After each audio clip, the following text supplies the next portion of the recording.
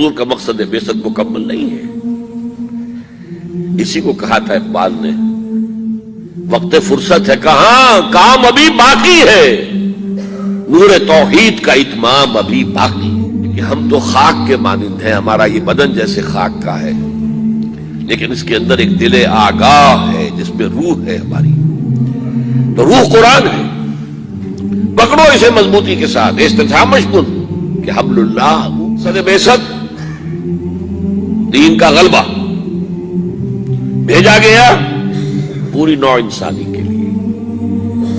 گویا کہ یہ مقصد بعثت کب مکمل ہوگا؟ جب کل عالم انسانیت پر اللہ کا دین غالب ہو جائے۔ وہ کشاکش اپنے کلائمیکس کو پہنچنے والی ہے کہ اسلام کا مقابلہ کرنے کے لیے یہودی اور ان کے سپورٹرز وہ کھڑے ہو جائیں گے پوری طاقت کے ساتھ، اور بظاہر ایسا محسوس ہوگا کہ اسلام جو ہے اس کا چراغ گل ہو جائے گا۔ اتنی طاقت ان کے پاس ہے، اتنے وسائل ان کے پاس ہیں کہ بظاہر عالم اسلام کے اندر کوئی سکت نہیں ہے کہ ان کا مقابلہ کر سکے۔ لیکن بہرحال اللہ کا فیصلہ تو یہی ہے، اللہ تعالیٰ تو اللہ متم نورہ ہی، اللہ تو اپنے نور کا اتمام فرما کر رہے گا۔ سب سے پہلی بات جو میں کہنا چاہتا ہوں وہ یہ ہے کہ عالمی نظام خلافت دنیا کی تقدیر مبرم ہے۔ تقدیر مبرم وہ ہے کہ جو بالکل پختہ تقدیر ہو، جس کے ادھر سے ادھر ٹلنے کا کوئی سوال نہ ہو۔ ایک تقدیر معلق ہوتی ہے جس کے بارے میں کہا جاتا ہے کہ وہ دعا سے ٹل جاتی ہے، اور ایک تقدیر مبرم ہوتی ہے کہ جس کے ٹلنے کا، جس کے نہ واقع ہونے کا کوئی امکان نہیں۔ تو عالمی نظام خلافت کا قیام دنیا کی تقدیر مبرم ہے۔ اس کو میں دو حصوں میں ٹیکل کرنا چاہتا ہوں۔ ایک تو ہم مسلمان ہیں، ہمارا ایمان قرآن پر ہے، ہمارا ایمان محمد الرسول اللہ صلی اللہ علیہ وسلم پر ہے، ہم آپ کے فرامین اور فرمودات کو مانتے ہیں، اور پھر خاص طور پر عہد حاضر میں مختلف اوقات میں اللہ تعالی کچھ ترجمان القرآن لوگوں کو پیدا کرتا رہا ہے۔ جیسے کہ ایک زمانے میں امام ابن تیمیہ رحمۃ اللہ علیہ کو یہ خطاب دیا گیا تھا کہ ترجمان القرآن ہے یہ۔ جب ان کا انتقال ہوا ہے تو پورا شہر گونج گیا تھا، صلو علی ترجمان القرآن، آؤ چلو نماز جنازہ میں شریک ہو جاؤ اس شخص کے کہ جو قرآن کا ترجمان تھا۔ عہد حاضر میں ترجمان القرآن کا وہی مقام میرے نزدیک علامہ اقبال کو حاصل ہے۔ تو میں اصل میں قرآن، پھر احادیث نبویہ علیہ الصلاۃ والسلام، اور پھر علامہ اقبال کے کچھ شعروں کے ذریعے سے یہ بات واضح کرنا چاہتا ہوں کہ یہ تقدیر مبرم ہے، یہ ہو کر رہے گا۔ اس کے لیے سب سے پہلے قرآن کی طرف رجوع کیجئے تو اگرچہ قرآن میں صراحت کے ساتھ یہ بات مذکور نہیں ہے، لیکن قرآن مجید میں صغرا کبرا یہ وارد ہوئے ہیں جن کو جوڑ کر نتیجہ نکالا جا سکتا ہے۔ اور یہ بات جان لیجئے کہ جہاں قرآن مجید کے اندر اس طرح کا کوئی معاملہ ہو کہ بات پورے طور پر صراحت کے ساتھ سامنے نہ آ رہی ہو، اشارات موجود ہوں، تو ان کی وضاحت کرنا یہ فرض منصبی ہے محمد الرسول اللہ صلی اللہ علیہ وسلم کا۔ لِتُبَيِّنَ لِلنَّاسِ مَا نُزِّلَ إِلَيْهِمْ، اے محمد صلی اللہ علیہ وسلم، ہم نے آپ پر یہ قرآن، یہ ذکر نازل کیا ہے تاکہ جو کچھ لوگوں کے لیے ہم نے نازل کیا ہے اسے لوگوں پر آپ واضح کر دیں، کہیں اگر کوئی انہیں ابہام محسوس ہو تو اس کی وضاحت آپ کی جانب سے ہو جائے۔ چنانچہ ہم نے دیکھا ہے کہ قرآن مجید میں بار بار آیا وَاعْتَصِمُوا بِحَبْلِ اللَّهِ وَاعْتَصِمُوا بِاللَّهِ، اللہ سے چمٹ جاؤ، اللہ کی رسی کو مضبوطی سے تھام لو، لیکن کہیں صراحت نہیں ہے کہ اللہ کی رسی سے مراد کیا ہے۔ اس کی صراحت کی محمد رسول اللہ صلی اللہ علیہ وسلم نے کہ یہ قرآن ہے، القرآن حبل اللہ الممدود من السماء الى الارض، یہ قرآن جو ہے اللہ کی وہ رسی ہے جو تنی ہوئی ہے آسمان اور زمین کے مابین۔ تو قرآن مجید جو ہے وہ حبل اللہ ہے۔ علامہ اقبال نے بھی اس کو کہا ہے کہ ماں ہما خاک و دل آگاہ اوست، احتسامش کن کہ حبل اللہ اوست، از یک آئینی مسلمان زندہ ہست، پہ کرے ملت ز قرآن زندہ ہست، ماں ہما خاک و دل آگاہ اوست، احتسامش کن کہ حبل اللہ اوست۔ ایک آئین ہی کی بدولت جو ہے، جو امت ہے، ملت ہے، وہ زندہ ہے، اور در حقیقت یہ پیکر ملت جو ہے، اس میں جان جو ہے، جو روح ہے، وہ قرآن کی ہے۔ کہ ہم تو خاک کے مانند ہیں، ہمارا یہ بدن جیسے خاک کا ہے، لیکن اس کے اندر ایک دل آگاہ ہے جس میں روح ہے ہماری، تو روح قرآن ہے، پکڑو اسے مضبوطی کے ساتھ، استحامش کن کہ حبل اللہ یہ ہے۔ تو احادیث کے اندر قرآن کا حبل اللہ ہونا واضح کیا، اور ترجمان القرآن نے بھی اس کی خوبصورت ترجمانی کی ہے۔ اس اعتبار سے قرآن میں صغرا و کبرا ہے۔ صغرا میں اسے قرار دے رہا ہوں کہ 3 مقامات پر قرآن مجید میں یہ بات آئی، هو الذی ارسل رسولہ بالہدی ودین الحق لیظہرہ علی الدین کلہ۔ سورہ توبہ میں، سورہ فتح میں، سورہ صف میں وہی اپنے رسول کو صلی اللہ علیہ وسلم الہدا قرآن مجید اور دین حق اسلام دے کر، تاکہ اسے غالب کریں تمام ادیان پر، پورے کے پورے دین پر، پورے نظام زندگی پر۔ یہ 3 دفعہ آیا، اور 2 مقامات جو میں نے آج شروع میں تلاوت کیے، ان میں اس کے ساتھ ایک آیت جڑ کر آئی ہے، اور اس کا تعلق یہود سے ہے۔ دونوں مقامات پر، سورہ توبہ میں بھی اور سورہ صف میں بھی، اس سے پہلے یہود کا ذکر ہے۔ یریدون لیطفئوا نور اللہ بافواہہم، یہ یہودی چاہتے ہیں کہ اللہ کے نور کو اپنے منہ کی پھونکوں سے بجھا دیں، واللہ متم نورہ ولو کرہ الکافرون، حالانکہ اللہ تو اپنے نور کا اتمام فرما کر رہے گا، خواہ یہ کافروں کو کتنا ہی ناگوار ہو۔ اس کے بعد وہ آیت آئی، هو الذی ارسل رسولہ بالہدی ودین الحق لیظہرہ علی الدین کلہ ولو کرہ المشرکون۔ تھوڑے سے لفظی فرق کے ساتھ وہ آیت دوبارہ سورہ توبہ میں بھی آئے، یریدون ان یطفئوا نور اللہ بافواہہم ویابی اللہ الا ان یتم نورہ ولو کرہ الکافرون۔ یہ چاہتے ہیں یہ یہودی کہ اللہ کے نور کو اپنے منہ کی پھونکوں سے بجھا دیں، اور اللہ کو ہرگز منظور نہیں ہے مگر یہ کہ وہ اپنے اس نور کی تکمیل فرمائے۔ هو الذی ارسل رسولہ بالہدی، پھر وہی آیت آ گئی، وہی ہے کہ جس نے بھیجا ہے اپنے رسول کو صلی اللہ علیہ وسلم الہدی قرآن حکیم اور دین حق اسلام کا مکمل نظام حیات، کہ جو عدل اجتماعی کی کامل ترین شکل ہے، تاکہ اسے غالب کرے، قائم کرے، نافذ کرے، چاہے یہ مشرکوں کو کتنا ہی ناگوار ہو۔ تو پہلی آیت میں جو کشاکش جس کا ذکر ہو رہا ہے، اس کا میں آخر میں تذکرہ کروں گا۔ یاب اللہ الا یتم نورہ، ایک مثبت انداز بیان ہے اور ایک منفی انداز ہے۔ اللہ کو ہرگز منظور نہیں ہے مگر یہ کہ اپنے نور کا اتمام فرمائے۔ تو منفی اور مثبت دونوں اندازوں میں بات کی، اللہ کا فیصلہ ہے، یہ اٹل ہے۔ اسی لیے میں کہہ رہا ہوں یہ تقدیر مبرم ہے۔ اچھا، یہ تو صغرا ہے، کبرا کیا ہے؟ کہ حضور کو بھیجا ہے پوری نوع انسانی کے لیے۔ یہ 5 مرتبہ قرآن میں آیا، میں نے صرف 2 جگہوں سے آیات کوٹ کی ہیں۔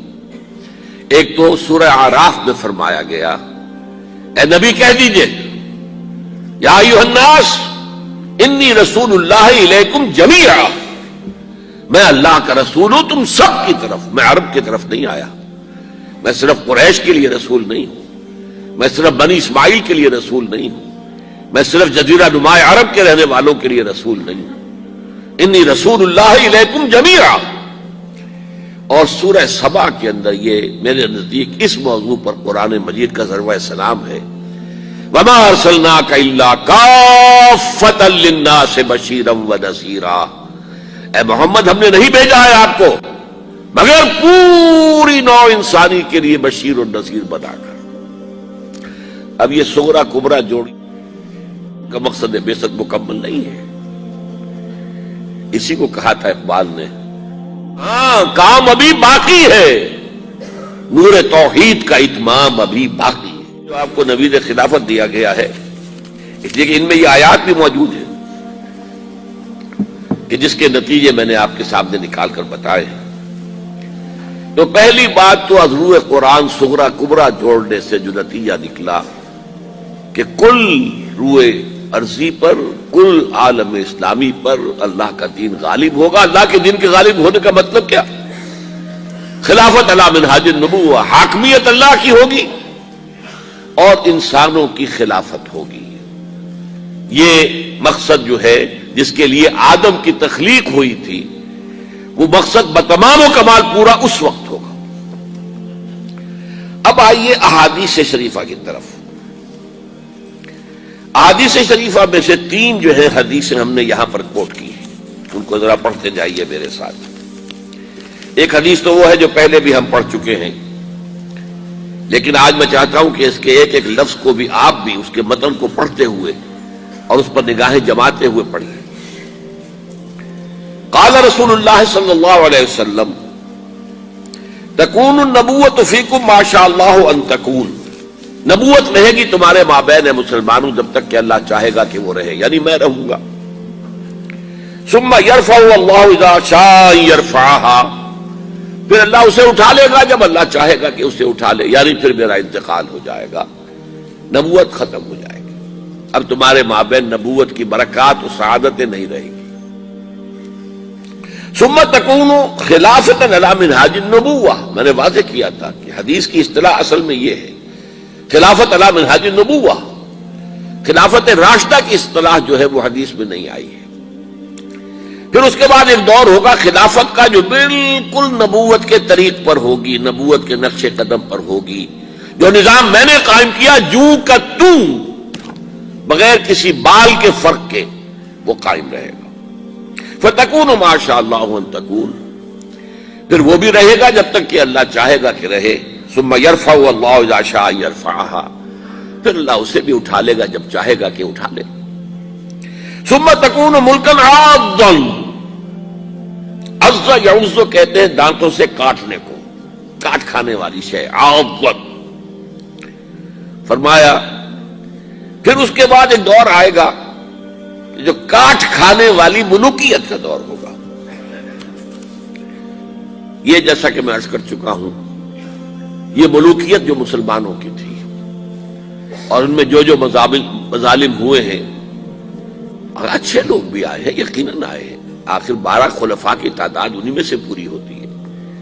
لیکن بحثیت مجموعی جو کچھ ہوا ہے، میں نے چند اشارے کر دیے تھے کہ واقعہ کربلا اب جس کا تذکرہ ہمارے ہاں ہوگا بہت شدت کے ساتھ، محرم الحرام کا آغاز ہو چکا ہے. پھر یہ کہ واقعہ ہررا جو نہایت افسوسناک واقعہ ہماری تاریخ کا، جس کا کہ ذکر کرتے ہوئے بھی لرزہ طاری ہوتا ہے. مسلمانوں نے اور مدینۃ النبی کی حرمت کو ایسا بٹا لگایا کہ 3 دن تک کے لیے جائز ہے، حلال ہے، جو چاہو لوٹو اور جس کو چاہو ریپ کرو. پھر اسی دور میں حجاج ابن یوسف جیسا قصاب جس نے سینکڑوں تابعین کو شہید کیا ہے، پھر اسی دور میں محمد بن قاسم کو بلا کر شہید کیا گیا. خطرہ ہوتا ہے ملوکیت کو کہ کوئی مد مقابل بن کر نہ آ جائے، کوئی اتنا بڑا پاپولر نہ ہو جائے کہ ہمارے اقتدار کو چیلنج کرے. اور اسی لیے موسیٰ ابن نصیر جن کے ایک ادنا کمانڈر نے ہسپانیہ فتح کیا، طارق بن زیاد، اصل کمانڈر کون تھے؟ موسیٰ بن نصیر. انہیں بھی بلا کر بوڑھے آدمی کو دھوپ میں کھڑا رکھا ہے، یہاں تک کہ وہ بے ہوش ہو کر گر گئے اور پھر قید رکھا. بہرحال یہ ملوکیت ثم تکون ملکا عاضا، پھر کاٹ کھانے والی ملوکیت آئے گی. فتکون ما شاء اللہ ان تکون، تو وہ بھی رہے گی جب تک اللہ چاہے گا. ثم يرفع اللہ اذا شاء يرفعها، پھر اللہ اٹھا لے گا اسے بھی جب چاہے گا. ثم تکون ملکا جبریا، پھر ایک مجبوری والی ملوکیت آئے گی، غلامی والی. اس کا مفہوم آج ہم پر واضح ہے، اس وقت میں نہیں سمجھتا کہ کسی نے کیا سمجھا ہوگا، واللہ عالم، کہ وہ دوسری ملوکیت جو ہم پر چھائی ہے، جس کو ہم ویسٹرن کولونیلزم کہتے ہیں، یورپین کولونیلزم، کہیں انگریز ملکہ وکٹوریا کے ہم غلام ہو گئے، کہیں جو ہے ہسپانوی آ گئے، کہیں پر اطالوی آ گئے، کہیں پر فرانسیسی آ گئے، کہیں پر ولندیزی آ گئے، کہیں پر پرتگیزی آ گئے، اس طرح سے پورا عالم اسلام گرفت میں آ گیا۔ وہ تو صحرائے عرب رہ گیا تھا اس لیے کہ ابھی تیل نکلا نہیں تھا وہاں، ورنہ صحرائے عرب پر تو اس کولونیلزم نے پنجے جو ہیں وہ سب سے بڑھ کر گاڑنے تھے، وہاں بھی کچھ تھا ہی نہیں، ریت یا پتھر، اس کے سوا کچھ تھا ہی نہیں۔ باقی پورا عالم اسلام شکنجے میں کسا گیا۔ ثم تکون ملکا جبریا فتکون ما شاء اللہ ان تکون، پھر وہ بھی رہے گا جب تک کہ اللہ چاہے گا۔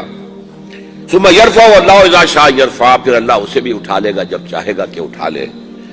ثم تکون خلافۃ علی منہاج النبوہ، پھر آئے گا ایک دور خلافت علی منہاج النبوہ کا۔ ثم سکت النبی صلی اللہ علیہ وسلم، اس کے بعد خاموش ہو گئے حضور۔ تاریخ انسانی کا یہ آخری دور ہوگا۔ یہ حدیث رواہ احمد رحمہ اللہ عن النعمان ابن بشیر رضی اللہ تعالی عنہ۔ اب آپ دیکھیے، دو حدیثیں وہ میں آپ کو سنا رہا ہوں، اور یہ قیمتی خزانہ آپ کو ہم نے ہدیتاً پیش کیا ہے، اس سے بڑا قیمتی خزانہ کوئی نہیں۔ موجودہ مایوسی کے حالات کے اندر دل میں جو ایک امید کا چراغ روشن ہوتا جن احادیث سے، کہ ہم کہہ سکتے ہیں دنیا والوں سے کہ اور بھی دور فلک ہیں ابھی آنے والے، ناز اتنا نہ کرے ہم کو ستانے والے، ستا لو جو ستانا ہے تم نے، لیکن بالآخر ٹیبل ول بی ٹرنڈ، معاملہ بدلے گا، حالات تبدیل ہوں گے۔ یہ جو اب دور آئے گا نظام خلافت علی منہاج النبوہ کا، یہ اب گلوبل ہوگا۔ یہ گلوبل ہونا اس کا لازم ہے پوری دنیا میں، تبھی تو حضور کا مقصد بعثت مکمل ہوگا۔ وما ارسلناک الا کافۃ للناس بشیرا ونذیرا، تبھی تو بات پوری ہوگی۔ لہذا سنیے حدیثیں۔ عن ثوبان رضی اللہ تعالی عنہ، یہ حضور کے غلام تھے جنہیں آپ نے آزاد کر دیا تھا، تو بعض روایات میں ان کا لفظ نام پورا آتا ہے۔ عن ثوبان مولا رسول اللہ صلی اللہ علیہ وسلم، حضور کے آزاد کردہ غلام ثوبان سے روایت ہے۔ قال قال رسول اللہ صلی اللہ علیہ وسلم، انہوں نے بتایا کہ نبی اکرم صلی اللہ علیہ وسلم نے فرمایا، ان اللہ زوالی الارض، اللہ نے میرے لیے تمام زمین کو لپیٹ دیا یا سکیڑ دیا۔ فرأیت مشارقہا و مغاربہا، تو میں نے اس کے سارے مشرق دیکھ لیے، سارے مغرب دیکھ لیے۔ وَإِنَّ أُمَّتِي سَيَبْلُغُ مُلْكُهَا مَا زُوِيَ لِي مِنْهَا، اور میری امت کی حکومت ان تمام علاقوں پر قائم ہو کر رہے گی جو اللہ تعالیٰ نے زمین کو سکیڑ کر یا لپیٹ کر مجھے دکھا دیے۔ اس کے بعد بھی کوئی نا امیدی اور مایوسی کا معاملہ ہوگا؟ ٹھیک ہے، درمیان میں جو دور آنے ہیں، مکے والوں پر جو بیت رہی تھی صحابہ کرام پر وہ بیتا، احد میں شہید جو ہوئے وہ ہوئے، بالآخر تو اسلام غالب ہوا، بالآخر تو حضور 10,000 قدوسیوں کے ہم رکاب مکے میں فاتح کی حیثیت سے داخل ہوئے کہ نہیں ہوئے؟ تو ابھی بہت کچھ ہونا ہے امت مسلمہ کے ساتھ۔ We deserve the punishment, divine punishment، لیکن اس کے بعد جو ہونا ہے وہ یہ ہے۔ اب یہ روایت بھی ہے، نوٹ کر لیجئے، رواہ مسلم، یہ گویا کہ صحیحین میں سے ایک، چوٹی کی دو کتابیں جو ہے حدیث کی ان میں سے ایک کے اندر ہے، یہ صحیح مسلم کے اندر ہے، جامع ترمذی کے اندر بھی ہے، سنن ابی داؤد کے اندر بھی ہے، سنن ابن ماجہ کے اندر بھی ہے، اور اس کے راوی میں آپ کو پہلے بتا چکا ہوں حضرت ثوبان ہے۔ دیکھیے یہاں اقبال جو ہے اس کے میں نے اشعار جو ہے لکھے ہیں ساتھ ہی، یہ وہ ترجمان القرآن، وہ اس امید کا، اس وقت کا، ایک جگہ تو بہت ہی خوبصورت انداز میں کہا ہے، جب غرناطہ میں جب گئے ہوئے تھے قرطبہ، اور قرطبہ میں جو مسجد ہے جامع قرطبہ، وہ دریا کے کنارے پر ہے۔ جیسے کبھی یہ مسجد جو ہماری تھی بادشاہی مسجد، یہ دریائے راوی کے کنارے پر تھی، راوی اس کے ساتھ بہتا تھا۔ بڈھا راوی تو ہمارے اپنی جو ہے اس میں رہا ہے کہ اس راوی کو بڈھا راوی کہتے تھے، وہ گندا سا ایک نالا، وہ تھا اصل میں بیٹھ۔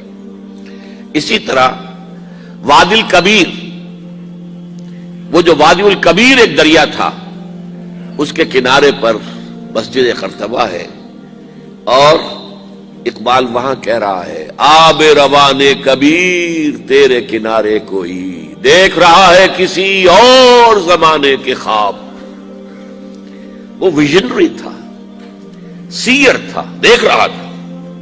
گاہ میری نگاہ تیز چیر گئی دل وجود، گاہ الجھ کے رہ گئی میرے توہمات میں۔ نبی تو نہیں تھا نا، کبھی توہمات کا بھی غلبہ ہو جاتا تھا، کبھی اپنی عقلی الجھنیں بھی غالب آ جاتی تھی، لیکن کبھی وہ کیفیت بھی ہوتی تھی گاہ میری نگاہ تیز چیر گئی دل وجود۔ اب دیکھیے وہ کیا کہہ رہا ہے، آسماں ہوگا سحر کے سے نہ پوش، اور ظلمت رات کی سیما پا ہو جائے گی، پھر دلوں کو یاد آ جائے گا پیغام سجود، پھر جبیں خاک حرم سے آشنا ہو جائے گی۔ آج انسان اکڑا کھڑا ہے، اللہ کے سامنے سربسجود ہونے کو تیار نہیں ہے، لیکن ایک وقت آئے گا پھر دلوں کو یاد آ جائے گا پیغام سجود، اور پھر جبیں خاک حرم سے آشنا ہو جائے گی۔ حرم کی مٹی پر جا کر، حرم کے فرش پر جا کر یہ جو میری پیشانی ہے لگے گی۔ انسانوں کی آنکھ جو کچھ دیکھتی ہے، لیکن یہ کون سی آنکھ ہے؟ یہ اندر کی آنکھ ہے، جس کو وہ خواب کہہ رہا ہے کہ آب روان کبیر تیرے کنارے کوئی دیکھ رہا ہے کسی اور زمانے کے خواب۔ آنکھ جو کچھ دیکھتی ہے لب پہ آ سکتا نہیں، محو حیرت ہوں کہ دنیا کیا سے کیا ہو جائے گی۔ پھر خلافت علی منہاج النبوت اور عالمی سطح پر آخری شعر پڑھیے، شب گریزاں ہوگی آخر جلوہ خورشید سے، جیسے رات دوڑ جاتی ہے جب سورج طلوع ہوتا ہے، شب گریزاں ہوگی آخر جلوہ خورشید سے، یہ چمن معمور ہوگا نغمہ توحید سے، اور یہ پورا عالم، چمن عالم جو ہے یہ نغمہ توحید سے معمور ہو جائے گا، بھر جائے گا۔ وہی جو آیت استخلاف ہم نے پڑھی اور اس کا پہلے ذکر بھی ہو چکا ہے، وعد اللہ الذین آمنوا منکم وعملوا الصالحات، اللہ نے وعدہ کیا ہے مسلمانوں تم میں سے جو لوگ واقعی صاحب ایمان ہوں گے اور نیک عمل کریں گے۔ یہ دونوں الفاظ یہاں نوٹ کر لیجئے، یہ میری گفتگو کے آخر میں پھر آنے والے ہیں۔ کیا وعدہ ہے ان سے؟ لَيَسْتَخْلِفَنَّهُمْ فِي الْأَرْضِ كَمَا اسْتَخْلَفَ الَّذِينَ مِنْ قَبْلِهِمْ، اس سے زیادہ تاکید عربی میں ممکن، لازماً ان کو خلافت عطا کرے گا دنیا کی، جیسا کہ ان سے پہلے لوگوں کو عطا کی۔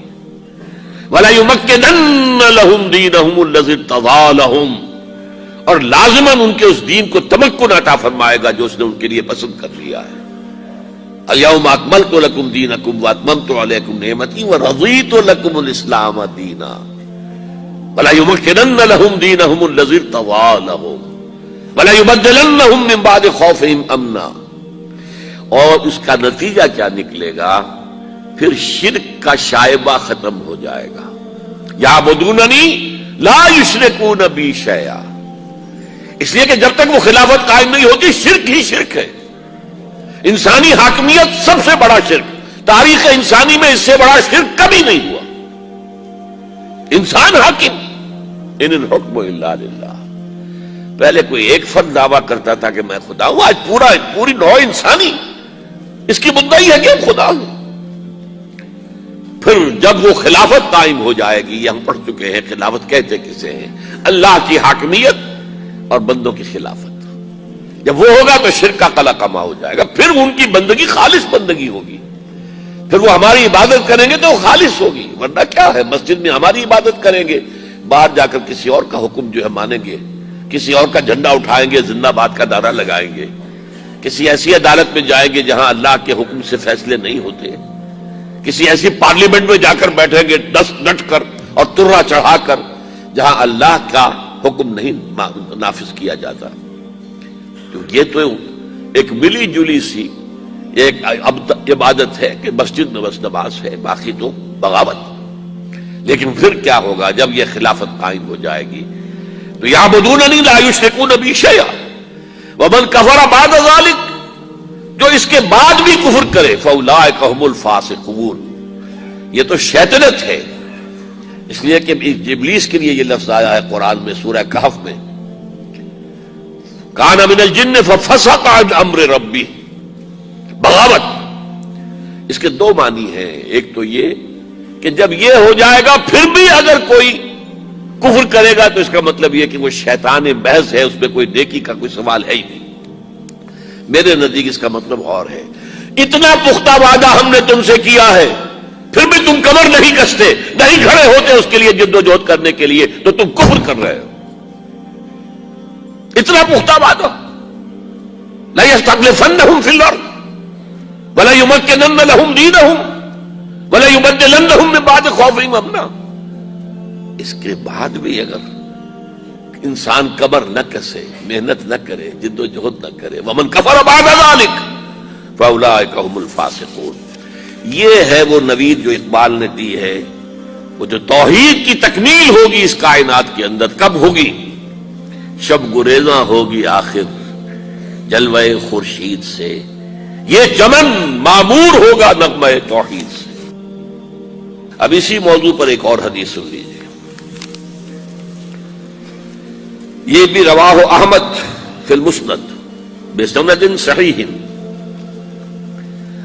عن المقداد ابن اسود رضی اللہ تعالی عنہ، حضرت مقداد سے مروی ہے، انہ سمع رسول اللہ صلی اللہ علیہ وسلم کہ انہوں نے سنا اللہ کے رسول صلی اللہ علیہ وسلم کو یہ فرماتے ہوئے، لا انہ سمع رسول اللہ صلی اللہ علیہ وسلم کہ انہوں نے حضور کو یہ فرماتے سنا، لا یبقى علی ظاہر الارض بیت بدر ولا وبر، نہیں باقی رہے گا روئے ارضی کے اوپر کوئی گھر اینٹ گارے کا بنا ہوا یا کوئی کمبلوں کے خیموں کی شکل میں بنا ہوا، الا ادخلہ اللہ کلمۃ الاسلام، مگر یہ کہ اللہ اس میں کلمہ اسلام کو داخل کر دے گا۔ لیکن یہ گھر میں، یعنی اب یہاں پر نومیڈک ٹرائبز کا ذکر بھی ہو گیا جن کے کہ خیمے ہوتے ہیں، اور سیٹلڈ سویلائزیشن جو کہ گھر بنتے ہیں، ہمارے شہر آباد ہوتے ہیں، لیکن دو شکلوں میں سے ایک شکل ہوگی، اما کلمۃ الاسلام بعز عزیز وذل ذلیل، یا تو کسی صاحب عزت کے اعزاز کے ساتھ اور یا کسی کمزور کے مغلوب ہو جانے کے باعث، یعنی یا تو کوئی شخص اسلام لے آئے گا، اس کے گھر یا خیمے میں اسلام داخل ہوگا، اس کو بھی عزت نصیب ہوگی، وَلِلَّهِ الْعِزَّةُ وَلِرَسُولِهِ وَلِلْمُؤْمِنِينَ، عزت تو اللہ کے لیے ہے، اس کے رسول کے لیے اور اہل ایمان کے لیے۔ یا پھر وہ مغلوب ہوگا، یؤتُ الْجِزْیَۃَ عَنْ یَدٍ وَهُمْ صَاغِرُونَ، ہاتھ سے جزیہ دے گا، چھوٹا بن کر رہے گا، چاہے وہ اسلام نہ لائے جزیہ دینا پڑے گا اسے، ذمہ بن کر رہنا پڑے گا اسے۔ تو یہ ہے ذل ذلیل، بعز عزیز وذل ذلیل، اما یعزهم اللہ فیجعلهم من اہلها، تو یا تو اللہ ان کا اعزاز فرمائے گا، انہیں کلمہ اسلام والے لوگوں میں سے بنا دے گا، اور یذلهم فیدینون لها، اور یا پھر ان کو ذلیل کر دے گا، انہیں اطاعت قبول کرنی پڑے گی اسلام کی۔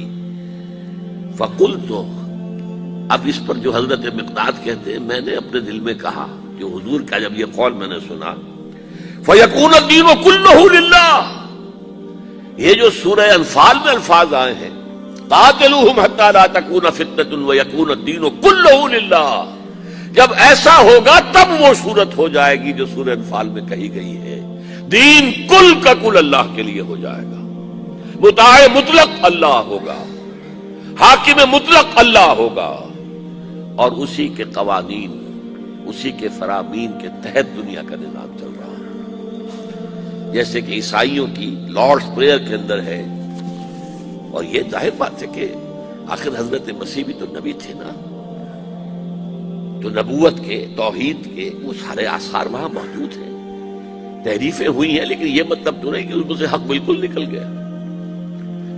ان کی لارڈز پریئر جو ہماری سورہ فاتحہ کی طرح ہے، Thy kingdom come, thy will be done on earth as it is in heavens.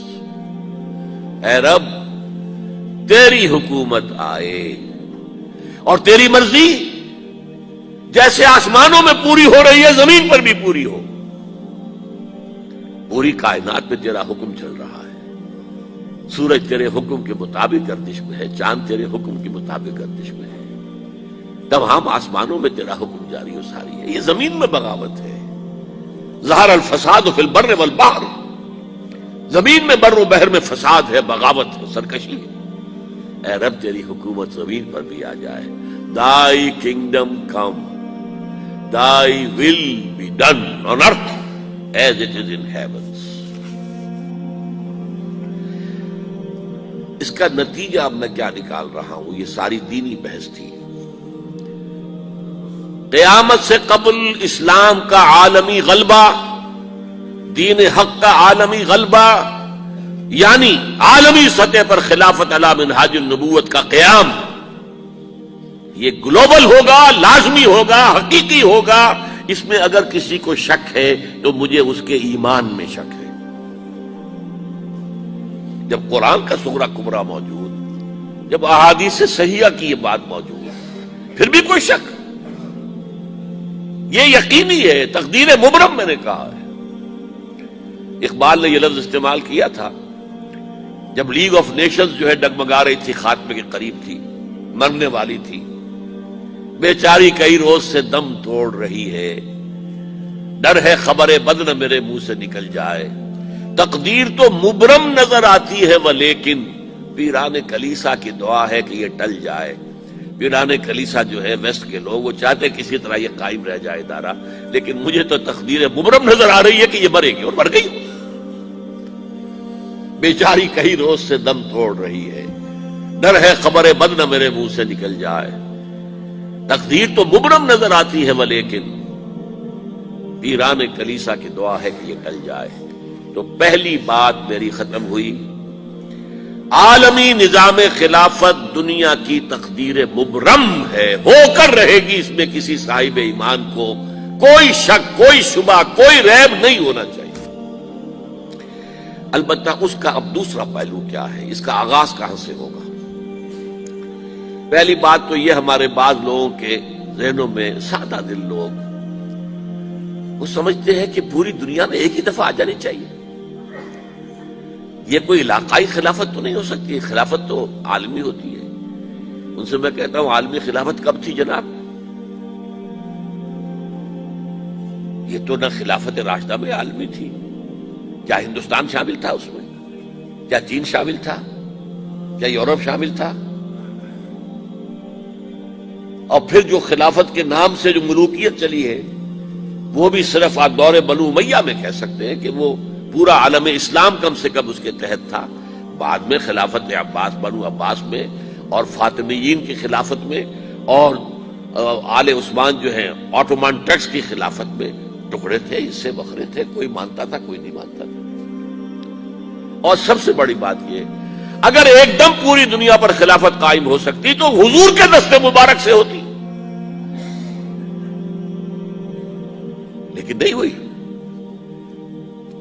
نتیجہ کیا نکلا؟ ایک ملک میں حضور نے قائم کر دی, جزیرہ نما عرب, یہاں خلافت قائم ہو گئی, حضور خلیفہ ہے.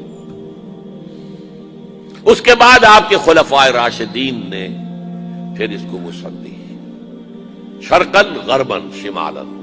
3 کالمز نکلے ہیں فوجوں کے, صحابہ کرام کے, 3 کالمز, ایک ایسٹ ورڈ, ایک ویسٹ ورڈ, ایک نارتھ ورڈ. ایک عراق کو فتح کرتے ہوئے ایران میں پہنچ گیا, خراسان تک چلا گیا. ایک شام کو فتح کرتے ہوئے اور پھر سینائی پیننسولا سے ہو کر افریقہ میں داخل ہوا اور اٹلانٹک تک پہنچ گیا.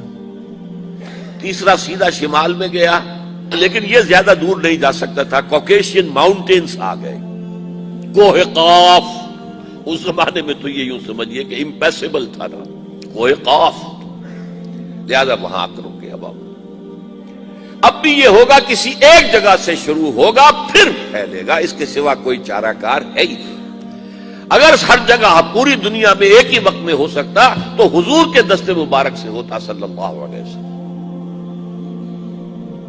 اب وہ نقطہ کون سا ہوگا، نقطہ آغاز کون سا ہوگا؟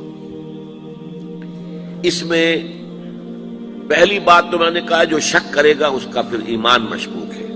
ہوگا، لازماً ہوگا، گلوبل ہوگا، پوری دنیا میں ہوگا۔ کہاں سے شروع ہوگا اس میں آپ اختلاف کر سکتے ہیں، لیکن مجھے تو دو حدیثیں تو ملی ہیں جن سے یہ اندازہ ہوتا ہے کہ یہ اس مشرقی خطے سے ہوگا، عرب کے مشرق کی جانب کسی ملک سے ہوگا، کسی خطے سے ہوگا۔ وہ حدیثیں بھی اب آپ پڑھ لیجیے پہلے۔ پھر میں کہہ رہا ہوں یہ خزانہ ہے جو ہم نے آپ کی خدمت میں پیش کیا ہے، کاش کہ آپ اس کی قدر کر سکیں، یہ حدیثیں آپ کو ازبر ہو جائیں، یاد ہو جائیں، لوح قلب پر نقش ہو جائیں۔ ہندوستان اور خراسان یعنی موجودہ افغانستان کا ذکر۔ ابن ماجہ کی روایت ہے عن عبداللہ ابن الحارث رضی اللہ تعالی عنہ قال رسول اللہ صلی اللہ علیہ وسلم یخرج ناس من المشرق یؤتئون للمہدی یعنی سلطانہ، یعنی سلطانہ، دونوں طرح سے پڑھ سکتے ہیں۔ حضرت عبداللہ ابن حارث فرماتے ہیں رضی اللہ تعالی عنہ کہ حضور نے ارشاد فرمایا مشرق کی طرف سے وہ فوجیں نکلیں گی، لوگ آئیں گے جو عرب میں مہدی کی حکومت قائم کریں گے۔ یہ مہدی کون ہوں گے اس کا ذکر میں ذرا بعد میں کروں گا، لیکن نوٹ کر لیجئے کہ مہدی سے پہلے لازماً کسی مشرقی علاقے کے اندر وہ نظام قائم ہو چکے گا، تب وہاں سے فوجیں آئیں گی نا۔ یہ مشرق کون سا ہے؟ عرب کے مشرق میں آپ چلیے ایران بھی آ جائے گا، افغانستان بھی ہے، پاکستان بھی ہے، اور اگر اسے اور توسیع دیں تو ہندوستان بھی ہے۔ یہ ہے عرب کا مشرق، اس سے فوجیں جائیں گی۔ اس کا کیا مطلب ہے کہ اس میں سے کسی جگہ پر نظام خلافت پہلے قائم ہو جائے گا تاکہ وہاں سے فوجیں جائیں گی جو جزیرہ نما عرب میں حضرت مہدی کی حکومت کو قائم کریں گے۔ اب دوسری حدیث سنیے، یہ سنن ابن ماجہ کی حدیث تھی جو میں نے آپ کو سنائی، آپ نے پڑھی۔ دوسری عن ابی ہریرہ رضی اللہ تعالی عنہ، یہ ترمذی شریف کی روایت ہے، قال قال رسول اللہ صلی اللہ علیہ وسلم یخرج من خراسان رایات سود لا يردها شیء حتی تنصب بایلیا۔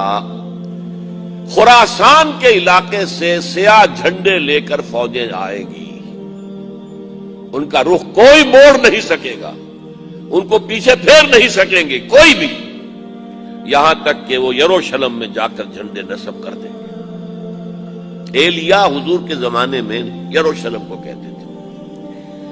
یہ یروشلم تھا جب حضرت سلیمان کی حکومت تھی اور یہاں پر معبد سلیمانی، ہیکل سلیمانی قائم ہوا، پھر یہ یروشلم ہی رہا ہے تاریخ میں، یہاں تک کہ سن 70 عیسوی میں جب ٹائٹس رومی جنرل نے اس کو گرایا، ختم کیا، سیکنڈ ٹیمپل گرا دیا، اور یہاں سے یہودیوں کو کہا نکل جاؤ یہاں سے، کوئی یہودی باقی نہیں رہا، تب بالکل تہم بالا برباد کر دیا۔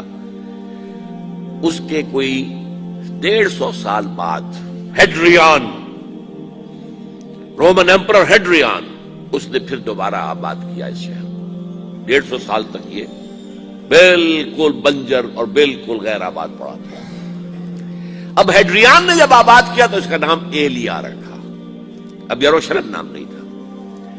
تو حضور کے زمانے میں پھر اس کا نام ایلیا تھا، اور اب اس سے کیا معلوم ہو رہا ہے کہ یہ یروشلم مسلمانوں کے قبضے سے اس وقت نکلا ہوا ہوگا، ایک دفعہ پہلے نکلا تھا، سن 1099 عیسوی میں مسلمانوں کے ہاتھ سے نکلا، کروسیڈرز عیسائیوں نے آ کر اس کو قبضے میں کیا، لاکھوں مسلمانوں کو مارا، قتل کیا۔ اس کو 1187 عیسوی میں واپس لیا ہے، کس نے لیا ہے؟ صلاح الدین ایوبی کرد۔ عرب کھوکھلے ہو چکے تھے، عربوں نے کھویا، واپس نہیں لے سکے۔ بہت حکومت کر چکے تھے، 400-500 برس کی حکومت کر کے، اور ان کے عیش اور ان کے آرام، اب ان میں جان نہیں تھی کہ وہ واپس لے سکے۔ واپس لینے والا گرم کرد خون تھا، صلاح الدین ایوبی۔ تو گویا کہ اب آپ سمجھئے کہ 88 برس تک عیسائیوں کا قبضہ رہا یروشلم پر۔ اب 1967 میں یہودیوں نے قبضہ کیا ہے، اور اب 38 برس تو ہو گئے، 88 نہیں تو 38 برس تو ہو گئے، لیکن وہ دور آئے گا کہ اب پھر لیں گے۔ لینے والے عرب بھی نہیں ہوں گے، خراسان کے علاقے سے فوجیں آئیں گی۔ یہ خراسان کیا تھا؟ ایلیا تو میں نے آپ کو بتا دیا، یروشلم کا نام ہے۔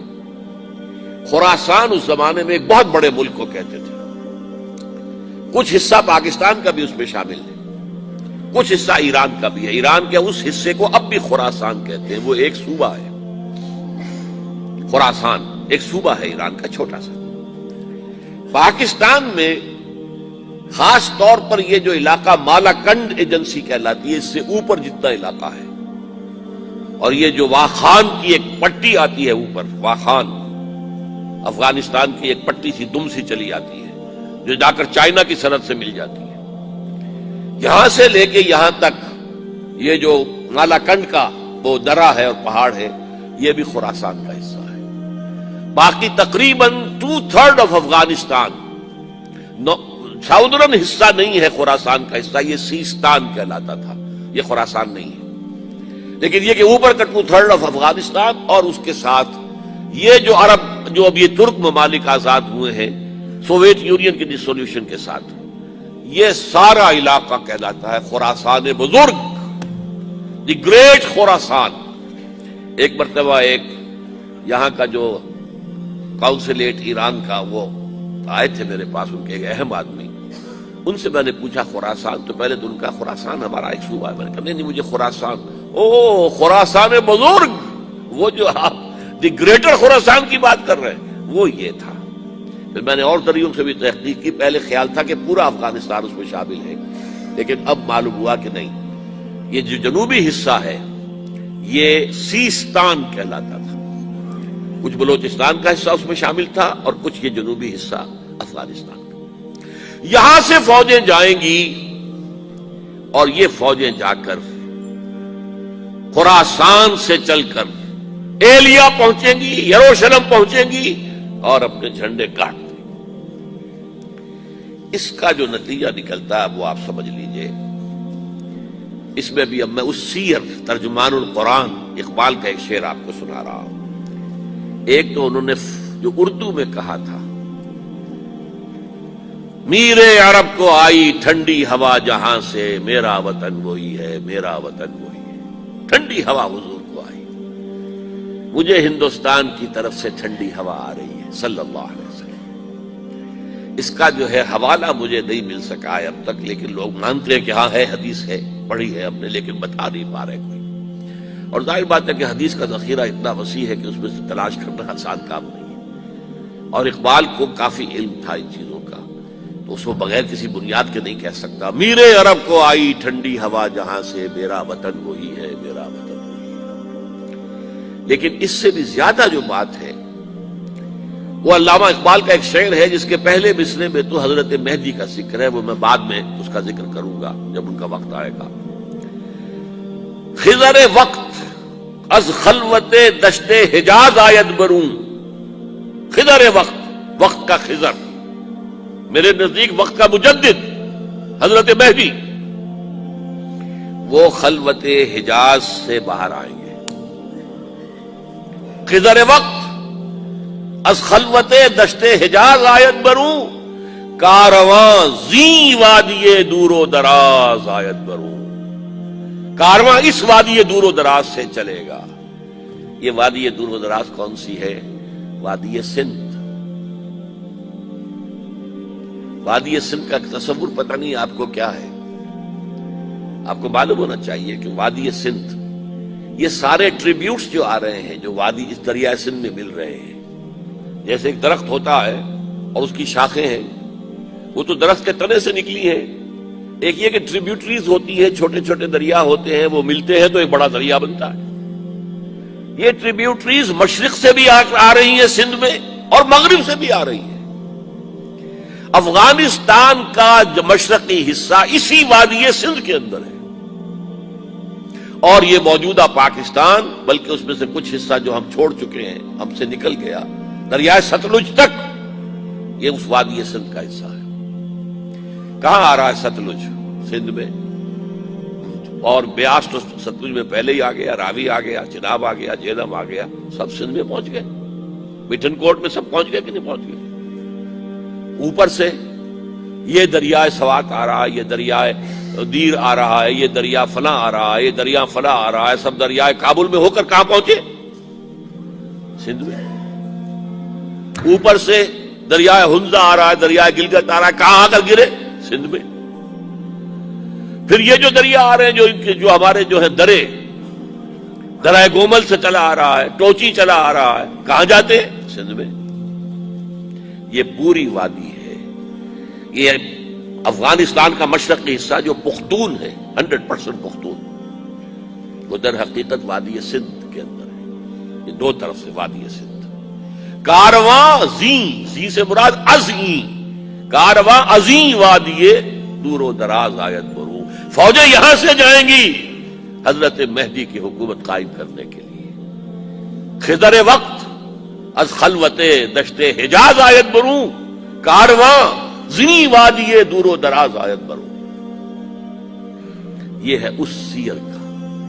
حالانکہ یہی شخص ہے جو اپنے خطبات کے اندر نفی بھی کرتا ہے کہ یہ مہدی اور یہ اور وہ، یہ سب تصورات جو ہیں یہ کوئی صحیح نہیں ہے، اور یہ پرانی کوئی روایات چلی آ رہی تھی، ہر مذہب میں تصور ہے. اس طرح کی بات کہی ہے. جب عقل سے بات کرتا تھا تو اس میں ٹھوکریں کھاتا تھا. جب دل سے اس کے یہ سیلاب کے مانند چشمہ ابھرتا تھا دل سے اس کی شاعری کا، اس میں ہوتے تھے وہ حقائق کہ جو ابدی ہے. اس پر جو اشفاق صاحب ہوتے تھے ہمارے ہاں، اشفاق احمد ادیب، ڈرامہ نگار، تلقین شاہ، انہوں نے بڑی پیاری بات کہی تھی. اگرچہ ان کا مذاق اڑایا تھا روزنامہ میں ہوائے وقت نہیں، بات بڑی پیاری تھی. اقبال ایک دن کا اقبال تھا، ایک رات کا اقبال تھا. دن کا اقبال فلسفی تھا، وہ اپنی عقل سے غور و فکر کرتا تھا. اس کا حاصل تو ہے وہ لیکچرز، خطبات، ان میں بہت سی باتوں پر علماء کو شدید اعتراض ہے.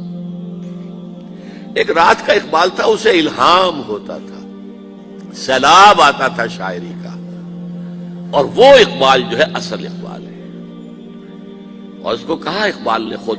ڈاکٹر یوئنگ ہوتے تھے جو پرنسپل تھے ایف سی کالج کے، ان کے نام سے یوئنگ ہال اب بھی موجود ہے نیلا گنبد چوک میں.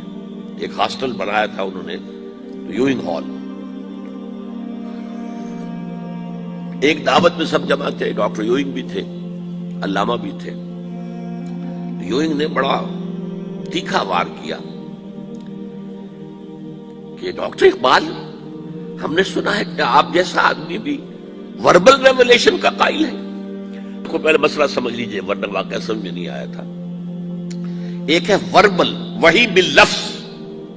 قرآن کے بارے میں ہمارا عقیدہ یہ الفاظ اللہ کے ہیں.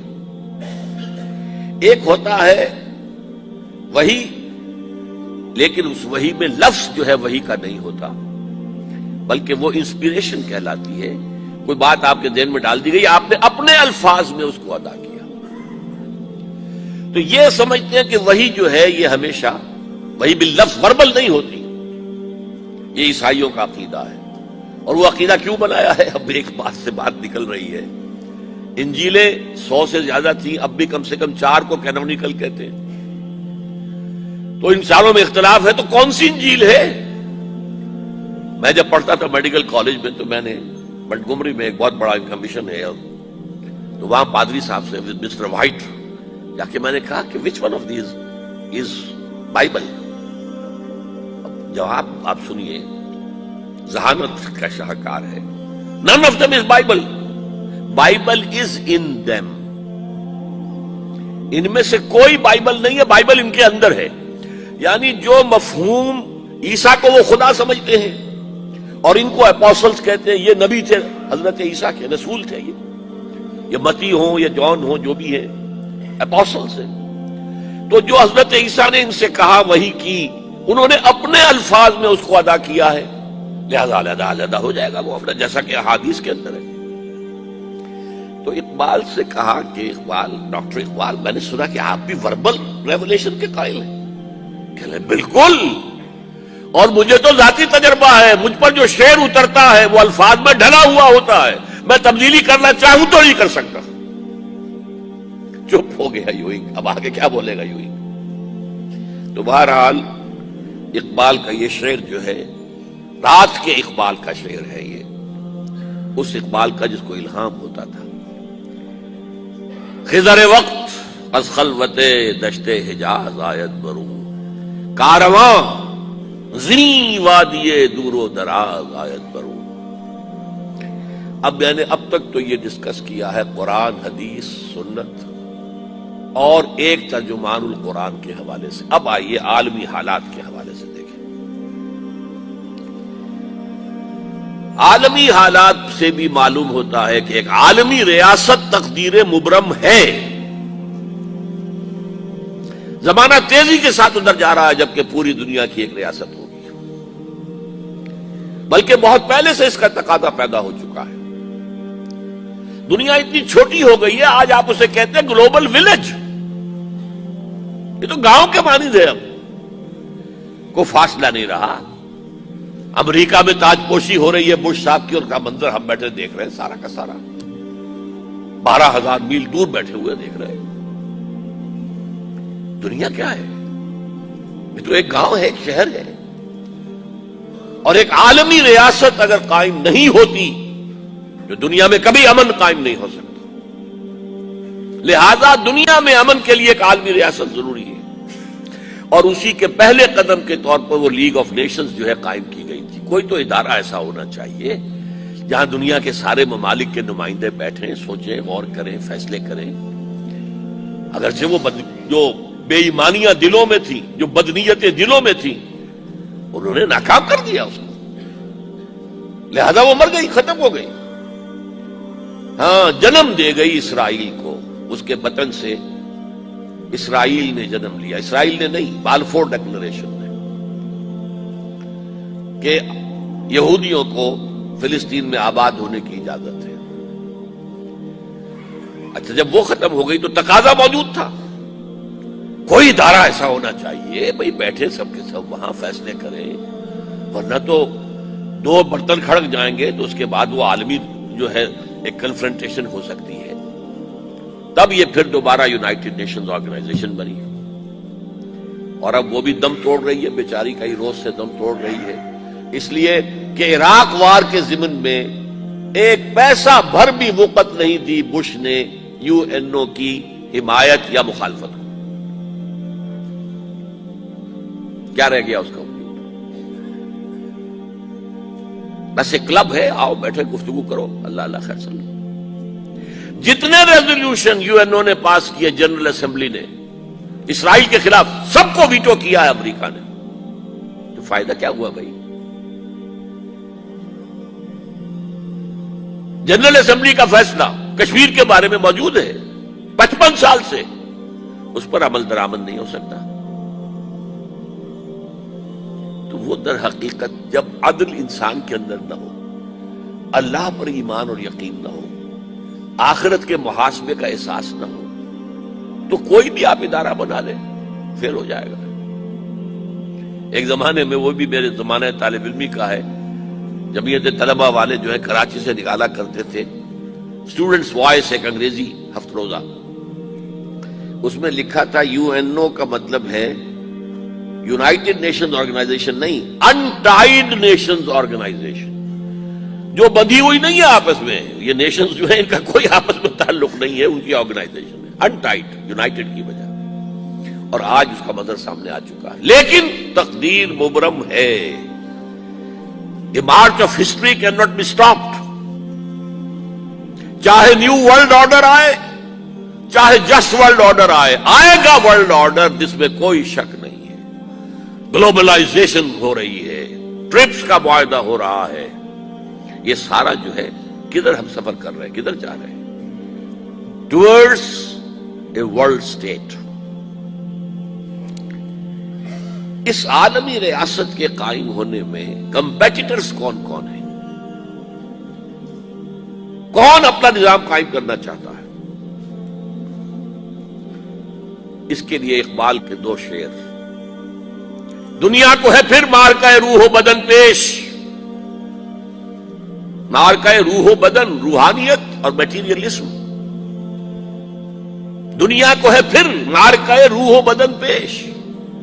تہذیب نے پھر اپنے درندوں کو ابھارا. تہذیب کے درندے، یہ ہے مغربی قوموں کے لیے بہترین لفظ ہے. تہذیب کے درندے کہتے ہیں سیویلائزیشن سیویلائزیشن سیویلائزیشن، اور جو درندگی وہ کرتے ہیں کوئی بھیڑیے وہ درندگی نہیں کر سکیں گے جو وہ کرتے ہیں. دنیا کو ہے پھر مارکہ روح و بدن پیش. تہذیب نے پھر اپنے درندوں کو ابھارا. اللہ کو پامر دیے مومن پہ بھروسہ، ابلیس کو یورپ کی مشینوں کا سہارا. This grand confrontation is very soon to come, very soon to come, very soon to come. ایک طرف اللہ ہے اور مرد مومن ہے، دوسری طرف ابلیس ہے اور اس کا سب سے بڑا ایجنٹ یہودی ہے، اور یہودیوں کے سپورٹرز عیسائی ہیں. یہ ہے دو طرفہ، یہ دو فریق ہیں. اور وہ میں آپ کو پہلے سنا چکا ہوں نظم.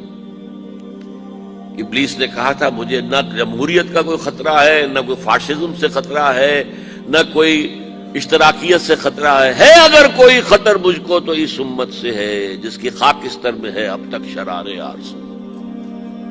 خال خال اس قوم میں اب تک نظر آتے ہیں، وہ کرتے ہیں اشک سحرگاہی سے جو ظالم وضو.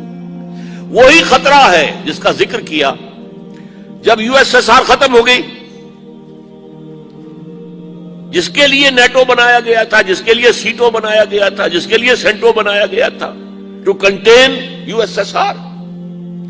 اب جب یو ایس ایس آر ختم ہو گیا وہ تو سر بسجود ہو گیا مغرب کے سامنے، ہاتھ پھیلا کر بھیک مانگنے کی پوزیشن میں آ گیا. اس وقت اثر نو نیٹو کو آرگنائز کر رہے ہیں، ایکسٹینڈ کر رہے ہیں. تو کسی نے پوچھا چیف آف دی نیٹو سے کہ یہ اب آپ کو کس بات کا دیں؟ ہمیں مسلم فنڈامنٹلزم سے خطرہ ہے. وہ جو ابلیس نے کہا وہی اس نے کہا. ہمیں اندیشہ ہے مسلم فنڈامنٹلزم سے، لہذا ہمیں چوکس رہنا ہے اور مضبوط کرنا ہے اور تکڑے ہونا ہے. یہ ہے در حقیقت ہے اگر کوئی خطر مجھ کو تو اس امت سے ہے جس کی خاکستر میں ہے اب تک شرار عرض. اب دیکھیے، ایک طرف میں نے بتایا ایک یہودی ہیں اور ان کے خواب ہیں. خواب کیا ہیں؟ گریٹر اسرائیل قائم کرنا، جس میں تقریباً پورا مڈل ایسٹ آ جائے گا. مصر کا بہترین جشن کا علاقہ جو ڈیلٹا کا علاقہ ہے، سرسبز و شاداب، وہ اس میں شامل ہے. سرائے سینا تو ہے ہی ہے، وہاں تو انہیں ان کا قرآن جو ہے وہ تو نازل ہوا تھا سرائے سینا کے اندر. حضرت موسیٰ علیہ السلام کو جو دیے گئی تھی تورات تو سرائے سینا میں دی گئی تھی نا، وہ دور. پھر فلسطین سارا ان کا ہے، شام سارا ان کا ہے. عراق پہلے کہتے تھے فرات تک ہمارا، اب کہتے نہیں دجلہ تک ہمارا، تاکہ جو دوآبا ہے وہاں پر جو بہت ہی زرخیز علاقہ ہے، دجلہ اور فرات کے درمیان دوآبا، وہ بھی سارا ہمارا ہے. نیچے اتریے، شمالی حجاز ہمارا ہے انکلوڈنگ مدینہ. ہمارے 3 قبیلے یہاں تھے جہاں سے کہ محمد نے ان کو نکالا تھا صلی اللہ علیہ وسلم. خیبر یہاں تھا جہاں سے کہ اکھاڑ کر پھینکا تھا ان کو. ترکی کا بھی جنوبی علاقہ ہمارا ہے. یہ پورا علاقہ ہے گریٹر اسرائیل، یہ قائم کرنا یہ ان کا خواب ہے. آب روانے کبیر تیرے کنارے کوئی دیکھ رہا ہے کسی اور زمانے کے خواب. ان خوابوں کو بلیک اینڈ وائٹ کے اندر لے آیا گیا تھا سن 1897 میں. بیسل ایک شہر ہے سوئٹزرلینڈ میں جہاں ایلڈرز آف دی زائن جمع ہوئے تھے، یہودیوں کے بڑے چوٹی کے لیڈر، اور پروٹوکول انہوں نے مرتب کیے تھے اور اسی میں اپنا ہدف بنایا تھا گریٹ اسرائیل، گریٹر اسرائیل. نمبر 2 ٹارگٹ ان کا کیا ہے؟ مسجد اقصی کو گرانا، قبۃ الصخرہ کو گرانا، تھرڈ ٹیمپل قائم کرنا. وہ جو معبد سلیمانی، ہم تو اسے مسجد اقصی کہیں گے، ایک نبی کا بنایا ہوا تھا تو مسجد ہی تھی، وہ اسے ٹیمپل کہتے ہیں. معبد سلیمانی میں سمجھتا ہوں کہ دونوں کو کور کر جائے گا. 1000 قبل مسیح کے اندر وہ تعمیر ہوا، 587 قبل مسیح میں گرا دیا گیا، 100-150 سال کے بعد پھر ریکنسٹرکٹ ہوا، 70 عیسوی میں پھر گرا دیا گیا اور آج تک گرا پڑا ہے. صرف ایک ویلنگ وال ہے جہاں جا کر روتے ہیں، ماتم سا کرتے ہیں، تورات پڑھتے ہیں ہلتے ہوئے، اور اس کا کوئی نام و نشان ہی نہیں ہے. لیکن یہ معلوم ہے کہ اس جگہ تھا جہاں مسجد اقصی اور قبۃ الصخرہ ہے، تو ان کو گرانا ہے، اس کو بنانا ہے. اور نمبر 3، پوری دنیا کو اپنے مالیاتی استحصال کے اندر جکڑ لینا through World Bank, through multi nationals, through globalization, through trips, سب کو جکڑ لینا کہ تمام دنیا جتنے انسان ہیں دنیا میں، وہ حیوان بن جائیں، کام کریں کام کریں کام کریں کام کریں، اور جو کچھ کمائیں اس کی ملائی ہم سود کی شکل میں کھینچتے چلے جائیں.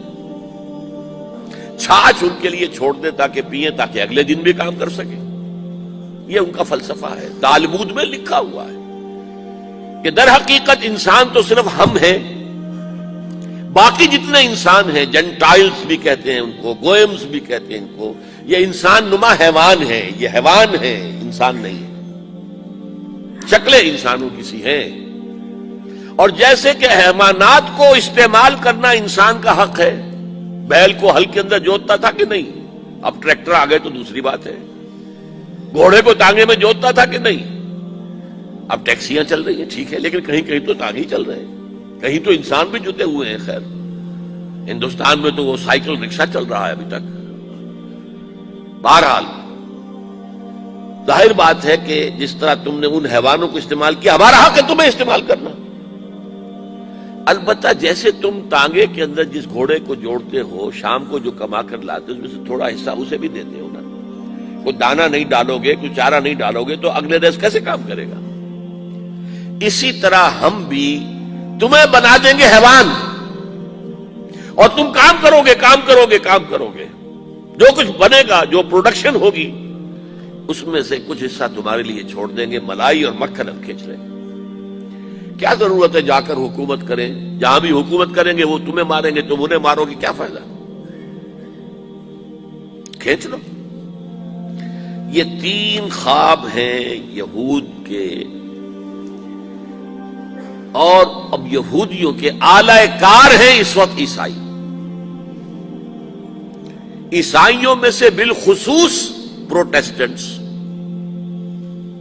اسی لیے ایک اصطلاح میں نے 12 بتائی، west, white Anglo Saxon Protestants. West جو ہے وہ بھیڑ کو کہتے ہیں، وہ کاٹ جاتی ہے کہیں تو پھر وہ سوج جاتا ہے اور آدمی، تو وہ ویسٹ جو ہے WASP، white Anglo Saxon Protestants. یہ سب سے بڑے اعلی کار ہیں یہود کے، اور ان میں سے بھی بالاخص، ایک تو میں نے بالخصوص کہا، ایک بالاخص ایونجلسٹ، یہ جو ایک عظیم تحریک ہے امریکہ کے اندر، انجیل پڑھو اور انجیل کی پیروی کرو.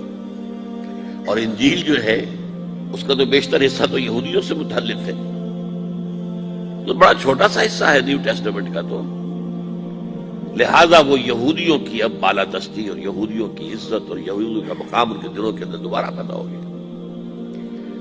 یہ ہے، یوں سمجھیے، America sole supreme power on earth, SSP، sole supreme power on earth. ایک طرف تو یہ ہے، دوسری طرف EU. And what is EU؟ European Union اصل میں ہے کیا؟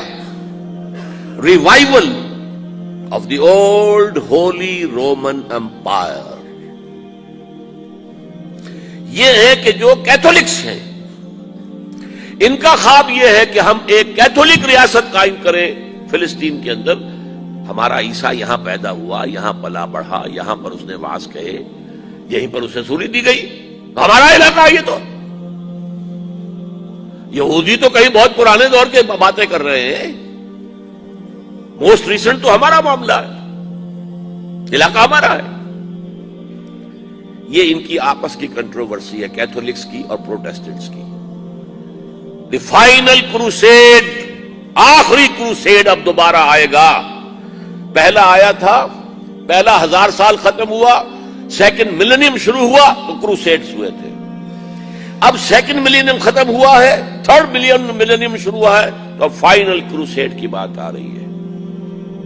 اور یہ پروٹیسٹنٹس کہتے ہیں کہ یورپ کو شیطان کہتے ہیں پوپ کو, شیطان پوپ اس لیے جمع کر رہا ہے کہ یہ مڈل ایسٹ کے اوپر حملہ آور ہو کر اور فلسطین کے اندر یہ کیتھولک عیسائی حکومت قائم کرنا چاہتا ہے. جبکہ پروٹیسٹنٹس یہودیوں کو سپورٹ کر رہے ہیں کہ گریٹر اسرائیل ان کا قائم ہو, ان کا ٹیمپل جو ہے وجود میں آ جائے اور اس کے اندر ان کے آلہ کار بن. یہ ہے اس وقت. ایک طرف تو یہ فوجیں ہیں, یہودی, یورپینز اور ویسپس, کیتھولکس اینڈ پروٹیسٹنٹس. بحثیت مجموعی عیسائی ان کی مٹھی میں ہے. دوسری طرف کیا ہے؟ دوسری طرف امت مسلمہ ہے. یہ امت مسلمہ برے حال میں ہے, بستیوں میں ہے, بٹی ہوئی ہے. ایک امت تو ہے ہی نہیں. دنیا جمع ہو رہی ہے, ہم اور کٹ رہے ہیں. یورپ صدیوں کے بعد متحد ہو رہا ہے. ہمارا ملک پاکستان 2 ٹکڑے ہوا. اب سیسیشن بلوچستان کی ہمارے سامنے آ رہی ہے. یہ امت جو ہے جو بہت ہی بد حال ہے. لیکن اس کو اقبال نے کیا کہا تھا ابلیس کی مجلس شورا میں؟ خاکستر ہے یہ, اس کے اندر ایک چنگاری ہے. وہ چنگاری کیوں پیدا ہوئی ہے اس کو نوٹ کر لیجیے ہسٹوریکل پروسیس میں, پرسپیکٹو. جیسے ہی یورپی استعمار کا بستر لپٹنا شروع ہوا, یہاں سے انگریز گئے 47 میں, 1947 میں, ادھر سے وہ ولندیزی چلے گئے آپ کے انڈونیشیا سے, اور کہیں سے فرانسیسی چلے گئے, لیبیا سے اطالوی چلے گئے, الجزائر سے فرانسیسی چلے گئے, مصر سے انگریزوں کو اٹھا کر صدر ناصر نے میڈیٹرینین کے اندر پھینک دیا. ہوتے ہوتے یہ جب عالم اسلام آزاد ہوا تو جیسے کوئی ڈیپ سلمبر, گہری نیند سے بیدار ہوتا ہے تو اسے کچھ یاد آتا ہے, ہاں بھئی ہماری بھی ایک تہذیب تھی, ہمارا بھی ایک تمدن تھا, ہمارے بھی کچھ قوانین تھے, ہماری ایک شریعت تھی جو ڈیفنکٹ رہی اس عرصے کے اندر. یہ تو انگریز کا بنایا ہوا ضابطہ فوجداری اور انگریز کا بنایا ہوا ضابطہ دیوانی, ہم اس کے تحت زندگی گزار رہے تھے. وہ اسلام کا تعزیراتی قانون کہاں ہے؟ ضابطہ فوجداری اسلام کا ہوتا تھا, دیوانی کوئی معاملہ ہوتا تھا اسلام کا. یہ جو ایک ہی وقت میں انڈونیشیا سے لے کر اور عرب ممالک تک ایک ہی جذبہ اٹھا ہے, ریوائول ریوائول ریوائول, اسلام کو زندہ کرو زندہ کرو زندہ کرو. From nearly the middle of the last century, محجوبی پارٹی انڈونیشیا میں, جماعت اسلامی ہندوستان میں, فدائین اسلام ایران میں, الاخوان المسلمون مصر سے پورے عالم عرب میں, سعید نورسی ترکی میں. یہ تحریکیں ایک ہی وقت میں اٹھی. ان میں ایک جذبہ پیدا ہوا کہ اسلام کو ہم قائم کریں.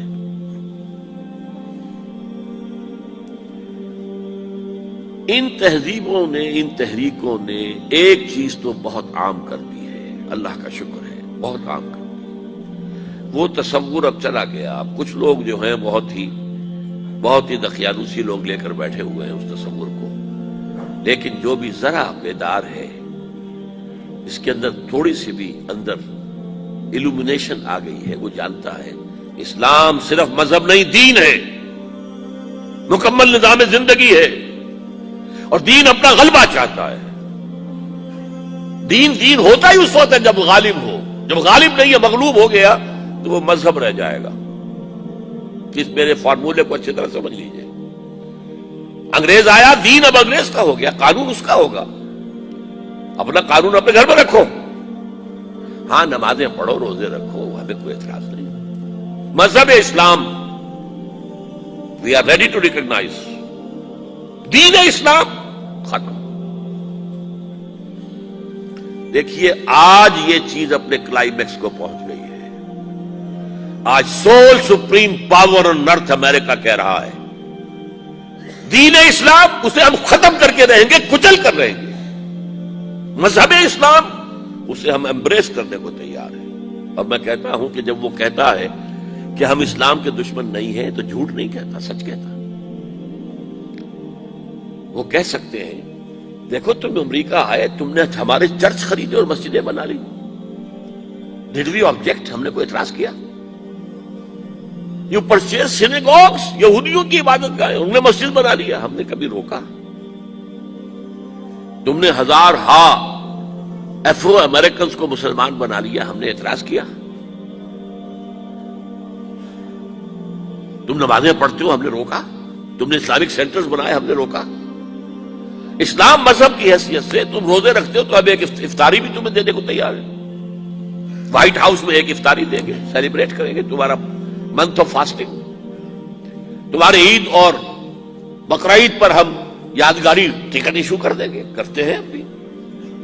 تو we are not against your religion, religion as Islam is acceptable to us, لیکن نظام سیاسی، معاشی، سماجی نظام یہ ہمارا ہوگا۔ یہ بات ابھی چند دن پہلے میرے ذہن میں آئی ہے۔ ظاہر بات ہے جب تک زندہ ہوں نئے خیالات تو آئیں گے۔ آج 1400 برس بعد تاریخ جو ہے 180 درجہ اس نے موڑ کھا لیا ہے۔ یہی بات ہماری تھی۔ ہم نے کیا کہا تھا؟ تم یا اسلام لاؤ، ہمارے برابر کے ساتھی ہو جاؤ گے، یا چھوٹے بن کر رہو، مذہب تمہارا ہوگا، دین ہمارا ہوگا، اور ورنہ آؤ میدان میں، تلوار تمہارے ہمارے درمیان فیصلہ کرے گی۔ آج یہی بات بش کہہ رہا ہے، نظام ہمارا ہوگا، تم ہندو رہو، مسلم رہو، سکھ رہو، پارسی رہو، عیسائی رہو، بتوں کو پوجو، ایک خدا کو پوجو، انسین کو پوجو، درختوں کو پوجو، آلہ تناسل کو پوجو، جس کو چاہو پوجو، وی ڈونٹ آبجیکٹ۔ کوئی تہوار بناؤ، ہمیں کوئی اعتراض نہیں، لیکن نظام دی پولیٹیکو سوشو اکنامک سسٹم وہ ہمارا رہے۔ یہ بالکل یوں سمجھیے کہ 180 درجے میں تاریخ نے موڑ کھا لیا ہے۔ ہم نے کہا تھا یہ مانیے، آج وی کانٹ ڈینائی اٹ۔ جب میں نے کہا تھا نا 3 کالمز نکلے، شرقن غربن شمال، ان کا کہنا کیا تھا؟ جہاں گئے دیکھو بھائی اسلام لے آؤ، تم ہمارے برابر کے بھائی ہوگے۔ ہم یہ بھی نہیں کہیں گے کہ ہم سینئر ہیں تم جونیئر ہو، ہمارے حق زیادہ ہیں تمہارے کم، نہیں، برابر، بالکل۔ اگر اسلام نہیں لاتے تو چھوٹے بن کر رہو، دین نظام ہمارا ہوگا، مذہب تم رکھ سکتے ہو، عیسائی ہو، پادری ہو، جو بھی ہو، عیسائی، یہودی، جو چاہو رکھ سکتے ہو، اور ورنہ آؤ میدان میں، تلوار فیصلہ کرے گی۔ یہ تمام ہر جگہ پر یہی کہا گیا، یہی کہا گیا، یہی کہا گیا۔ ابھی ہم نے حدیث پڑھی ہے، لیکن یہ اس وقت کی نہیں ہے، یہ ابھی ذرا اور آگے کی دور کی بات ہے۔ لا يبقى على ظهر الارض بیت مدر ولا وبر الا ادخلہ اللہ کلمۃ الاسلام بذل ذلیل او عز عزیز۔ یا تو اللہ تعالیٰ اس گھر والے کو اسلام کی توفیق دے گا، اسلام اس کے گھر میں داخل ہوگا، اس کا بھی احساس ہوگا، اور یا وہ چھوٹا ہو کر رہے گا، ہاتھ سے جزیہ پیش کرے گا، یعط الجزیۃ عن ید وہم صاغرون۔ غلبہ اسلام کا ہوگا، دین اسلام کا ہوگا۔ بہرحال یہ تحریکیں جو ہیں اس میں بہت کچھ، ایک تو پازیٹیو اثر نکل چکا ہے، وہ باقی ہے، وہ ختم ہونے والا نہیں ہے، کہ کچھ صدیوں کے انحطاط اور زوال کی وجہ سے ہم سمجھ بیٹھے تھے کہ اسلام بھی بس ایک مذہب ہے، اب ہم سمجھتے نہیں، اسلام دین ہے اور یہ غلبہ چاہتا ہے۔ لیکن یہ تحریکیں سب کی سب ناکام ہوئی ہیں۔ اس کی دو وجوہات ہیں، ویسے میرے ہاں میری کتابوں میں تفصیل سے بحثیں ہیں ان پر۔ پہلی وجہ یہ ہے کہ ان تحریکوں نے اسلام اور اس کے نظام پر تو بہت توجہ دی ہے، ایمان پر توجہ نہیں دی ہے۔ اسلام ایک عمارت ہے جس کے نیچے بنیاد ایمان ہے۔ جب تک ایمان قوی نہیں ہوگا، لیونگ تھرابنگ ایمان، برننگ ایمان، ایمان وتھ کنوکشن، اس وقت تک یہ مہم سر نہیں ہو سکتی۔ اور نمبر دو، میتھڈالوجیز انہوں نے جو ہم عصر تحریکیں تھیں ان سے بورو کر لی، کمیونسٹوں سے لے لی، سوشلسٹوں سے لے لی، فاشسٹوں سے لے لی اور گوریلوں سے لے لی۔ یہ ساری جو ہے بوروڈ میتھڈالوجیز ہیں، حالانکہ اس میتھڈالوجی لینی چاہیے تھی سیرت محمد سے صلی اللہ علیہ وسلم۔ ان دو غلطیوں کی وجہ سے یہ ساری تحریکیں ناکام ہو گئی۔ الاخوان تقریباً ختم ہے، جماعت اسلامی تقریباً ختم ہے،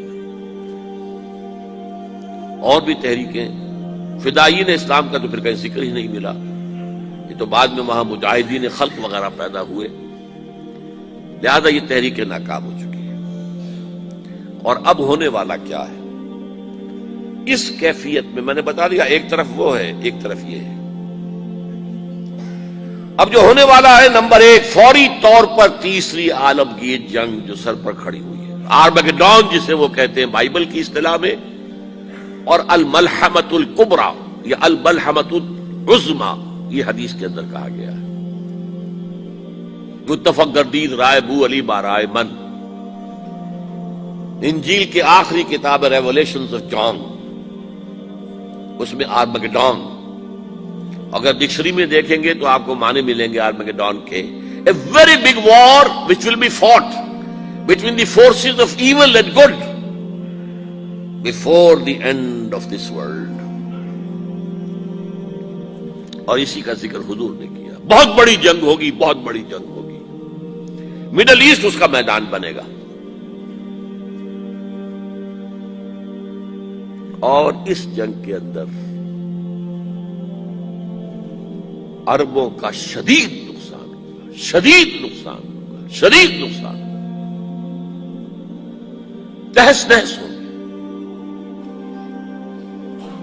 حضور نے فرمایا کہ ایک باپ کے اگر 100 بیٹے ہوں گے تو 99 ختم ہو جائیں گے، ایک بچے گا۔ یہ حدیث ہے، کتاب الملاحم پڑھیے۔ یہ ملاحم کسے کہتے ہیں؟ لحم، گوشت کو کہتے ہیں۔ جنگوں میں کیا ہوتا ہے؟ گوشت کے ٹکڑے اڑتے ہیں نا، اسی طرح ملحم کہتے ہیں عرب، سعودی عرب میں آپ نے دیکھا ہوگا کسائی کی دکان جو ملحم ہے، گوشت لحم جہاں پر کاٹ کاٹ کے بیچا جاتا ہے، ملحم۔ تو ملحمہ جنگ کو کہتے ہیں، ملاحم اس کی جمع ہے۔ الملحمۃ العظمی، الملحمۃ الکبری، یہ دو الفاظ حدیث میں آئے۔ عربوں پر یہ عذاب کیوں آئے گا؟ سمجھ لیجئے کہ امت مسلمہ اگرچہ پوری مجرم ہے اس وقت، پوری دنیا میں کسی ایک ملک کے اندر بھی اسلام کا نظام قائم نہیں ہے، اور اسی لیے ضربت علیہم الذلۃ والمسکنۃ وباؤوا بغضب من اللہ، آج ہم اس عذاب میں مبتلا ہیں۔ میری کتاب موجود ہے اس پر، سابق اور موجودہ مسلمان امتوں کا ماضی، حال اور مستقبل ہے۔ آج کیوں ذلیل کہ کل تک نہ تھی پسند گستاخی فرشتہ ہماری جناب نے اس کا جواب یہ کیے ہیں۔ ان میں سب سے بڑے مجرم عرب ہیں، جن کا جتنا اونچا رتبہ ہوتا ہے اتنا ہی پھر ان کی جرم کی سزا بھی سخت ہوتی ہے۔ ازواج مطہرات سے کہہ دیا گیا تھا اگر تم کوئی غلط حرکت کرو گی تمہیں دوہری سزا ملے گی۔ تم محمد کے گھر میں رہتی ہو صلی اللہ علیہ وسلم۔ اسی طرح عربوں میں سے تھے حضور، رسول عربی، رسول ہاشمی، اور نمبر 2 ان کی مادری زبان میں اللہ کا کلام موجود ہے، انہیں اسے سمجھنے کے لیے کوئی مشقت اور محنت نہیں کرنی پڑتی۔ پھر بھی مغربی کولونیل کا بستر جیسے جیسے طے ہونا شروع ہوا اور عرب ممالک آزاد ہونے شروع ہوئے، کسی نے ماسکو کو قبلہ بنا لیا، کسی نے واشنگٹن، اسلام کو کسی نے اپنا قبلہ نہیں بنایا۔ میرے اپنے اندازے میں ہولوکاسٹ جو ہوا تھا پچھلی صدی میں، اس کو 10 سے ضرب دے دیجئے اتنا بڑا ہولو کاسٹ مڈل ایسٹ میں ہوگا اس ملحمۃ العظمیٰ اور ملحمۃ الکبریٰ کے ذریعے سے۔ بہت برے دن آ رہے ہیں، بہت برے دن آ رہے ہیں، بہت برے دن آ رہے ہیں۔ البتہ اس کے بعد پانسا پلٹے گا۔ اس پانسا پلٹنے کی کیا وجہ ہوگی وہ بھی میں آپ کو بتا دوں۔ مسلمانوں کو دوبارہ فتح ہونی شروع ہوگی، مسلمان پہلے تو یہ سارے عرب ممالک نکل جائیں گے، گریٹر اسرائیل بن جائے گا گویا کہ، عراق ہے، شام ہے، سعودی عرب میں وہ آ جائیں گے، مدینے کے قریب تک مدینے کے اندر داخل نہیں ہو سکیں گے، وہ اللہ کی طرف سے خاص پروٹیکشن سے ہوگی، باقی وہ اپنا گریٹر اسرائیل بنا لے گا۔ پھر جو ہے there will be a reversal، اور اس ریورسل میں مسلمان دوبارہ ریگین کریں گے اپنے کھوئے ہوئے علاقوں کو۔ اس میں 3 واقعات کو ذہن میں رکھیے۔ پہلی بات وہ جو میں کہہ چکا ہوں کہ کسی نہ کسی ملک میں، کسی عجمی ملک میں، عربوں پر تو عذاب آ جائے گا، آخری عذاب آئے گا، عجمی مسلمان ملک میں، نظری طور پر ایران بھی ہو سکتا ہے، افغانستان، پاکستان، اور کسی درجے میں بھارت، وہاں بھی تو آخر 20 کروڑ مسلمان ہیں۔ لوگ 18 کہہ دیتے ہیں اور وہ 12 بھی کہہ دیتے ہیں کہ 20 یا 25 کروڑ مسلمان بس رہا ہے ہندوستان کے اندر۔ بہرحال یہ جو دوبارہ پھر مسلمان جو ہے ابھریں گے، اس میں پہلا سبب کیا ہوگا کہ کسی علاقے میں، عجمی مسلمان علاقے میں، خلافت علی منہاج النبوہ قائم ہو جائے گی۔ میرے نزدیک پاکستان اور افغانستان، میرا گمان ہے واللہ عالم، میں نے کہا تھا ان باتوں میں اختلاف کی گنجائش ہے، یہ کوئی میں قرآن و حدیث کی روح سے نہیں کہہ رہا ہوں، لیکن جو میرا مشاہدہ ہے افغانستان کی تقسیم ہو جائے گی، پختون حصہ جو ہے پاکستان کے ساتھ ملے گا، اور یہ یہاں پر وادی سندھ، جس کو اقبال نے کہا ہے کارواں زی وادی دور و دراز آیت بروں، اس جہاں پر خلافت علی منہاج النبوہ کا نظام قائم ہوگا اور یہاں سے فوجیں چلیں گی، نمبر 1۔ نمبر 2، عرب کے ریگزار میں 15ویں صدی کے مجدد کا ظہور ہو جائے گا۔ مہدی کو ہم مانتے ہیں مجدد، شیعہ مانتے ہیں 12ویں امام جو چھپے ہوئے ہیں، ان کے امام معصوم جو ہے 12، ان میں سے آخری جو ہے وہ چھپے ہوئے ہیں غار میں 1200 برس سے، اور وہ ظاہر ہوں گے۔ یہ ان کا عقیدہ ہے، ہمارا نہیں ہے۔ ہم سمجھتے ہیں جیسے ہر صدی میں اللہ مجدد بھیجتا رہا، اسی طریقے سے میرے گمان میں 15ویں صدی کے مجدد جو ہے وہ حضرت مہدی ہو، ان کی حکومت جا کر یہ فوج قائم کرے گی، عربوں میں دم نہیں ہوگا، وہ اپنی عیاشیوں کی وجہ سے بالکل کھوکھلے ہو چکے، دولت کی فراوانی اور عیاشی۔ یہ بھی سننے میں آتا ہے دروغ برگردن راوی کہ اگر کوئی فوجی قافلہ ان کا چل رہا ہوتا ہے تو وہ بجائے ٹرکوں میں بیٹھنے کے وہ اپنی کاروں میں بیٹھ کے ساتھ ساتھ چلتے ہیں، وہ ٹرک خالی چل رہے ہوتے ہیں، ٹرک کی سختی جو ہے، سخت سیٹ جو ہے برداشت کرنا ان کے بس کا روگ نہیں ہے۔ بہرحال یخرج ناس من المشرق یطیعون للمہدی، یعنی سلطان اس کی حکومت کو مستحکم کرے گا۔ پھر حضرت مہدی کی طرف سے شروع ہوگا معاملہ جہاد، اور یہ سارا جو ملک ہم مسلمانوں کے ہاتھ سے نکل گئے تھے یہ واپس لے گیا۔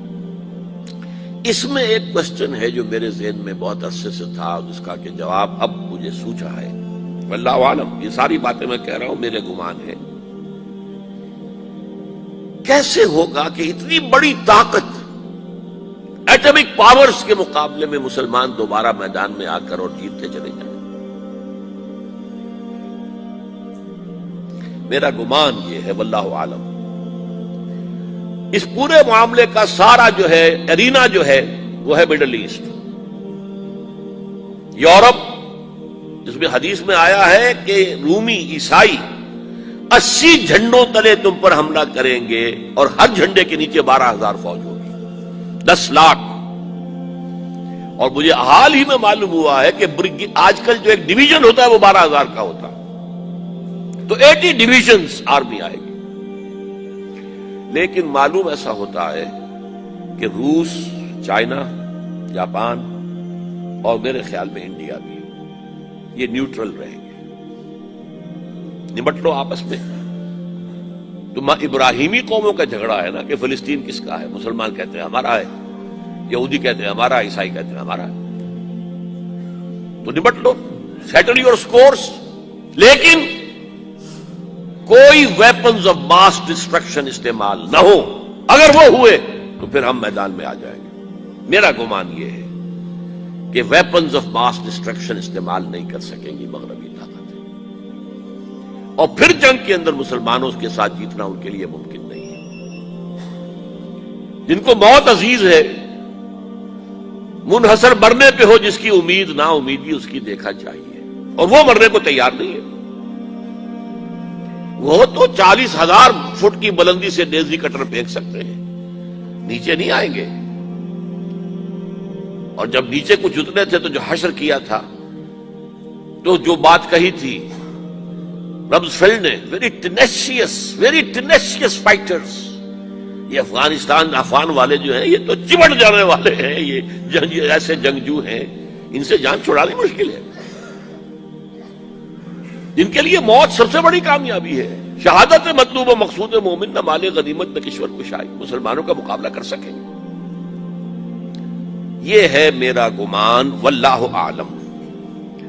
بہرحال پہلا مرحلہ کسی اجمی ملک میں جو میرے نزدیک پاکستان اور افغانستان پہ مشتمل ہوگا، خلافت کا نظام پہلے آئے گا. پھر یہاں سے فوجیں چلیں گی، حضرت مہدی کی حکومت قائم ہوگی. پھر وہ حضرت مہدی جو ہے وہ جہاد کریں گے، قتال کریں گے، اور اس قتال کے آخری مرحلے پر حضرت عیسیٰ علیہ السلام بھی نازل ہو جائیں گے. اور غالباً ان کے ذریعے سے پھر جتنا الیکٹرانک ان کا حساب کتاب ہے وہ ختم ہو جائے گا. حضور نے فرمایا ان کی آنکھوں میں ایسی تاثیر ہوگی، جہاں تک نگاہ جائے گی یہودی پگھل جائیں گے.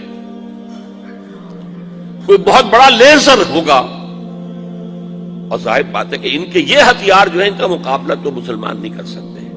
اور نہ ابھی آپ کو 100 برس بھی یہ سوچ سکتے ہیں کہ کوئی مسلمان ملک اتنی ترقی کر سکتا ہے کہ ان کے مقابلے میں پہنچ جائے ان ہتھیاروں کے معاملے. تو یہ اصل میں جو شخص سراپا معجزہ تھا، حضرت عیسیٰ جو ہے سراپا معجزہ، پیدائش معجزہ، آسمان پر اٹھایا جانا معجزہ، خلق حیات، بنایا مٹی کا پرندہ، پھونک ماری اڑنے لگا، احیاء موتا، مردہ کو کہا اٹھو قم باذن اللہ، وہ اٹھ گیا چلنے لگا. مادرزاد اندھے کے آنکھ پر ہاتھ پھیری اور اس کو آنکھیں اللہ نے دے دی. کوڑھی کے جسم پر ہاتھ پھیرا اور کوڑ صاف. اس سے بڑے معجزے تو کسی کو دیے ہی نہیں گئے. سراپا معجزہ. وہی آ کر آخری جو بھی ہوگا معاملہ، اس کے اندر حضرت عیسیٰ کی معجزاتی شخصیت جو ہے در حقیقت وہ فیصلہ کن ہوگی.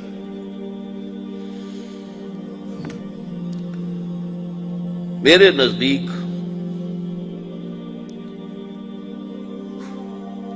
یہ ہیں وہ چیزیں جس کی بنا پر میں سمجھتا ہوں کہ حالات جو ہیں جدھر جا رہے ہیں، حضرت عیسیٰ کے آنے کے بعد 2 نتیجے نکلیں گے. عیسائیوں کا مذہب ختم ہو جائے گا. حدیث میں آیا ہے کہ عیسیٰ آئیں گے، یکسر الصلیب و یقتل الخنزیر، صلیب کو توڑ دیں گے. کیا مطلب؟ کہاں تم صلیب اٹھائے پھر رہے؟ میں صلیب لیا ہی نہیں گیا، یہ سب تمہارا ایک من گھڑت قصہ ہے. مجھے تو اللہ نے پہلے اٹھا لیا تھا. وما قتلوہ وما صلبوہ، صلیب ہی پر کھڑی ہوئی ہے عیسائیت ساری کی ساری. اور خنزیر کو قتل کر دی. خنزیر تم نے کیسے حلال کر لیا اپنے لیے؟ کبھی اسلامی شریعت کے اندر موسیٰ کی شریعت میں حرام تھا، وہی موسیٰ کی شریعت میں تمہیں دے کر گیا تھا. Don't think I have come to destroy law. یہ لا تم پر نافذ رہے گا. گویا کہ عیسائی مذہب ختم ہو کر اسلام میں منتخب ہو جائے گا. یہودی ایک ایک ختم کر دیا جائے گا. یہودی کیوں اس انجام کے مستحق ہیں؟ اللہ کا پرانا قاعدہ چلا آ رہا ہے. جس قوم کی طرف کسی رسول کو بھیجا، اگر قوم نے بحثیت مجموعی رسول کا انکار کیا، وہ ہلاک کر دی گئی. قوم نوح ہلاک ہوئی یا نہیں؟ قوم ہود، عاد ہلاک ہوئی یا نہیں؟ قوم سمود جن کی طرف حضرت صالح بھیجے گئے، قوم شعیب، عمورہ اور صدوم کی بستیاں، آل فرعون، یہودیوں کی طرف حضرت عیسیٰ کو رسول بنا کر بھیجا گیا تھا، انہوں نے رد کر دیا، محمد رسول اللہ کو رد کر دیا صلی اللہ علیہ وسلم۔ یہ اس سزا کے مستحق ہو چکے ہیں، لیکن وہ سزا ان کا رسول ہی ان کو آ کر دے گا، اسی لیے انہیں اٹھا لیا گیا، ایک پوز آ گیا ہے۔ مستحق تو ہو گئے تھے اسی وقت حضرت عیسیٰ کے زمانے میں کہ ہلاک کر دیے جائیں، لیکن حضرت عیسیٰ کے زمانے میں حضرت عیسیٰ کو اٹھا لیا اور ان کا معاملہ جو ہے وہ ملتوی کر دیا۔ جیسے کسی کو پھانسی کی سزا تو ہو جائے لیکن ابھی ایگزیکیوشن نہیں ہوئی ہے، ایگزیکیوشن جو ہے وہ ڈیفر ہو گئی۔ یہودی ختم، عیسائیت ختم، اور عیسائی سب مسلمانوں کے ساتھ شامل ہو کر ایک ملت واحدہ بن جائیں گے۔ پھر اگلا مرحلہ آئے گا گلوبلائزیشن کا، حضرت مسیح کے ہاتھوں ہوگا، وہ پوری دنیا میں وہ اسلام کا نظام قائم ہو جائے گا۔ اب آئیے یہ نقطۂ آغاز جو میں نے کہا پاکستان اور افغانستان، ذرا اس کے بارے میں چند باتیں نوٹ کر لیں، نوٹ کیجئے، اس پر میری تفصیلی گفتگو پہلے ہو چکی ہیں، اور استحکام پاکستان نامی میری کتاب موجود ہے، اس میں تفصیل سے میری یہ بحثیں لکھی بھی موجود ہے۔ دیکھیے، مجددین امت کا سلسلہ جو شروع ہوا ہے پہلی صدی سے، اور حضور نے فرمایا ان اللہ یبعث فی ہذہ الامۃ علی راس کل مئۃ عام من یجدد لہا دینہا، اللہ تعالیٰ اس امت کے اندر، مسلمانوں کے اندر ہر صدی میں ایسے لوگ پیدا کرے گا جو دین کو تجدید کریں گے، دین کو تازہ کریں گے۔ 1000 برس تک مجددین عالم عرب میں آئے، اور 1000 اللہ کا ایک دن ہوتا ہے، وہ ایک دن پورا ہوا، دوسرا دن شروع ہوا 11ویں صدی سے ہجری سے، تو یہ مرکز تبدیل ہو گیا، اب عالم عرب کی بجائے ہندوستان۔ مجدد الفسانی، شاہ ولی اللہ، سید احمد بریلوی اور شیخ الہند 11ویں 12ویں 13ویں 14ویں صدی کا، گویا کہ تاریخ اپنے آپ کو تیار کر رہی ہے کہ اسلام کی نشرت ثانیہ کا آغاز اس خطے سے ہوگا۔ قرآن مجید میں آتا ہے سورہ سجدہ جو حضور کو بہت محبوب تھی، یدبر الامر من السماء الى الارض ثم يعرج الیہ فی یوم کان مقدارہ الف سنۃ مما تعدون۔ اللہ کے جو پلانز ہوتے ہیں وہ 1000 سال کا ایک دن کا ہے، اس کا دن ایک دن تمہارے تعداد میں